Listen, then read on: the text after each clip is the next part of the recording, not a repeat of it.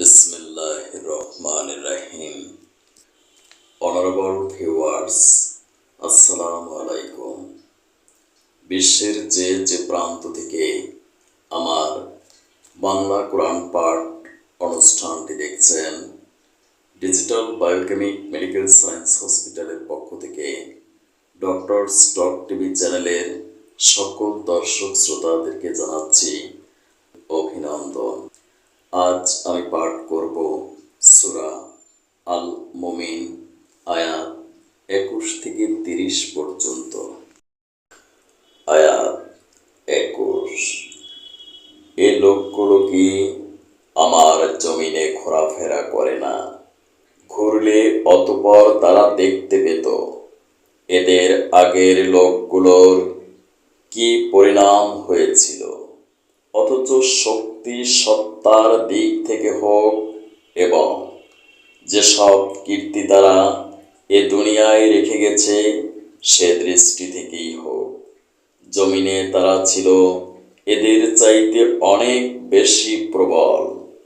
কিন্তু আল্লাহ পাক তাদের অপরাধের জন্যে তাদের পাকড়াও করলেন। আল্লাহ পাকের গজব থেকে তাদের রক্ষা করার মতো কেউই ছিল না। আয়াত 22। এটা এ কারণে তাদের কাছে সুস্পষ্ট নিদর্শন সহ আল্লাহ পাকের রাসূলদের আগমন সত্ত্বেও ওরা তাদের অস্বীকার করেছিল। অতঃপর আল্লাহ পাক তাদের পাকড়াও করলেন। তিনি খুব শক্তিশালী, শাস্তি দানেও তিনি কঠোর। আয়াত 23। আমি আমার আয়াত ও সুস্পষ্ট দলিল প্রমাণ সহ মূসাকে পাঠিয়েছিলাম। আয়াত 24। তাকে পাঠিয়েছিলাম ফিরআউন, হামান ও কারুনের নিকট। অতঃপর ওরা বলল, এ তো হচ্ছে এক চরম মিথ্যাবাদী জাদুকর। আয়াত 25। অতঃপর যখন সে আমার কাছ থেকে সত্য দ্বীন নিয়ে তাদের কাছে এলো, তখন তারা বলল, যারা তার সাথে আল্লাহ পাকের উপর ঈমান এনেছে তাদের পুত্র সন্তানদের তোমরা হত্যা করো এবং শুধু তাদের কন্যাদেরই জীবিত রাখো। কিন্তু কাফেরদের ষড়যন্ত্র তো ব্যর্থতা ব্যতীত আর কিছুই নয়। আয়াত 26। এক পর্যায়ে ফিরআউন তার পরিষদদের বলল, তোমরা আমাকে ছেড়ে দাও, আমি মূসাকে হত্যা করে ফেলি। ডাকুক সে তার প্রভুকে।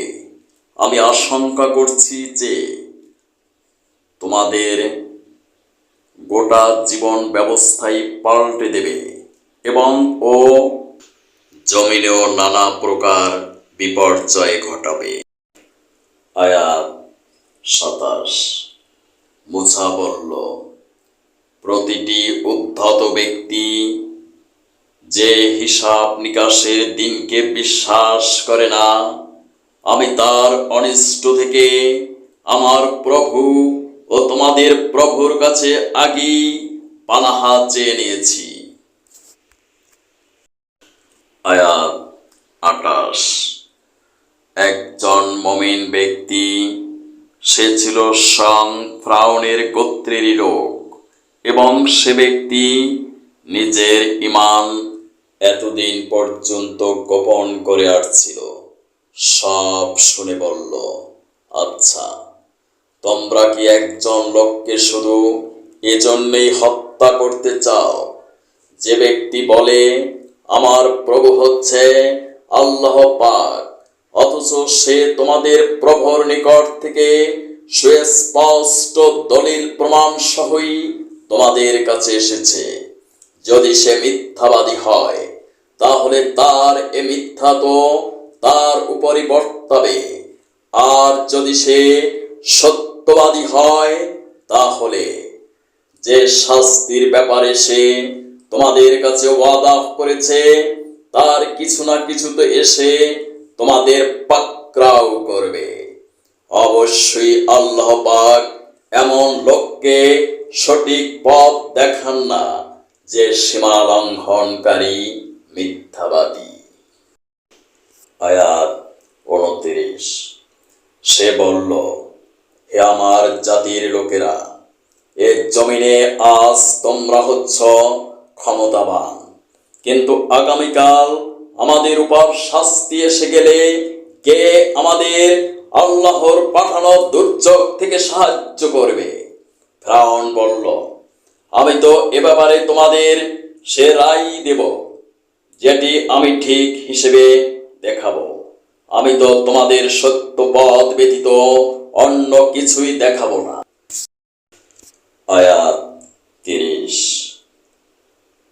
যে ব্যক্তি গোপনে ঈমান এনেছিল সে বলল, হে আমার জাতি, আমি তোমাদের জন্যে পূর্ববর্তী সম্প্রদায় সমূহের মতোই শাস্তির দিনের আশঙ্কা করছি।